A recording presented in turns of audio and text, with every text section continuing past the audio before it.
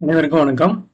இன்னைக்கு நம்ம இண்டிகேட்டர்ல bank Nifty எப்படி பெர்ஃபார்ம் பண்ணிருக்குன்னு பார்க்கலாம். பேங்க் நிஃப்டி நல்லா பெர்ஃபார்ம் பண்ணியிருக்கேன். என்ன நடந்திருக்குன்னு பார்க்கலாம். கால் ஒரு சைடு ஓப்பன் பண்ணிட்டேன், இந்த சைடு புட்டு ஓப்பன் பண்ணிக்கிறேன்.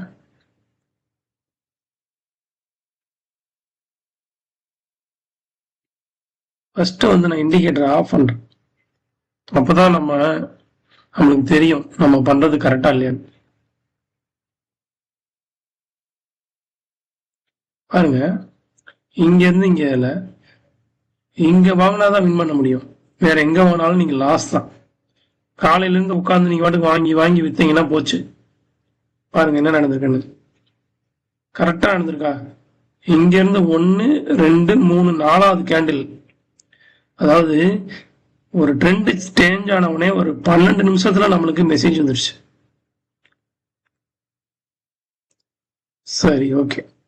இப்ப இங்க இருந்து இங்க வரைக்கும் டார்கெட் பாருங்க 50 பாயிண்ட். சரியா? 50 பாயிண்ட் தொட்டுட்டு தான் திரும்புது. நம்ம செகண்ட் டார்கெட்னு வச்சா கூட அவங்களுக்கு ஒரு 30 பாயிண்ட் வரைக்கும் மினிமம் எடுக்க முடியும்.